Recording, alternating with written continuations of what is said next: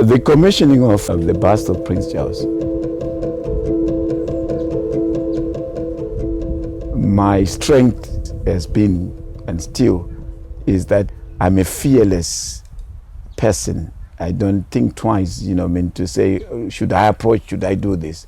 So we had an exhibition at the Barbican Center, right in central London, near Covent Gardens. We asked our embassy to help us bring in Prince Charles to officiate at that exhibition.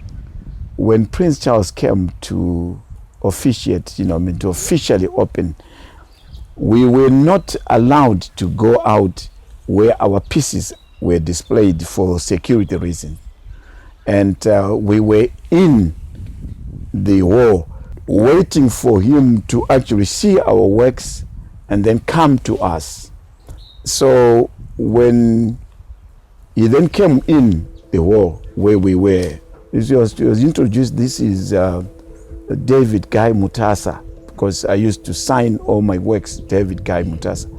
Then he said, oh, I was admiring one of your pieces. And I said, which one is that? He said, the one which looks very human, very and so forth, very realistic and so forth. And I said, yeah, I do portraits. Why don't you commission me to do one of you and then present it to Zimbabwe government to mark the 10th anniversary of Zimbabwe's independence? And I further say to him, you are like your uncle Mountbatten to India. I had read somewhere where I had heard that Prince Charles was very close to his uncle Mountbatten. So I said, once I mentioned that, it will touch his heart to say, because Mountbatten is the one who was sent by the British government to lower the Union Jack flag, which was in India because it was colonized by the British. And he did that in Zimbabwe. So that, I think, that is what really touched him. So he says to me, write to me with today's reference. And I didn't think that it was anything to write home about, because I thought, is he going to respond? Is he going to what? 5 months down the line, that's when I decided to write. So then I wrote to him and I said, our meeting at the Barbican Center, blah, blah, blah, we spoke about this and so forth. And I proposed that, I do a bust of you to mark the 10th anniversary of Zimbabwe's independence. A week later, there was a reply written by the Major Lavender that His Royal Highness has agreed to commission. And I said, God, that's it. And I said to myself, how much am I going to charge him? And I said to myself, no, I should not make him pay me. I should look for a company with interest, a British company with interest in Zimbabwe, to actually sponsor this. So then I went to Rio Tinto Zimbabwe in England, and I said, I've just had the commissioned work by Prince Charles, and here is the confirmation. But I don't feel that he should pay it. I feel that, a British company with interest in Zimbabwe should actually pay me.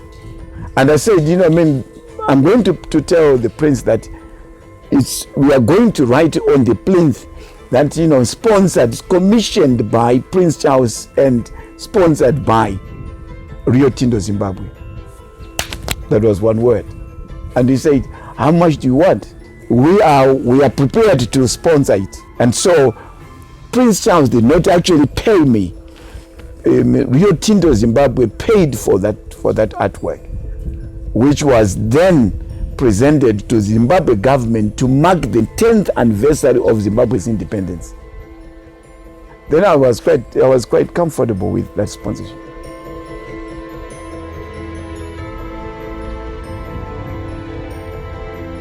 I still remember my first sitting. I was chauffeur driven to meet with the prince, in the first sitting. The High Commissioner gave me his limousine, and he said, you are making my job much easier because you have reached the highest office on earth, and it's not that easy.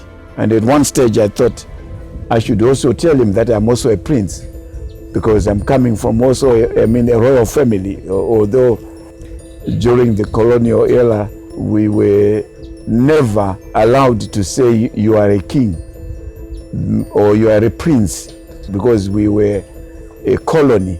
The king was only in England.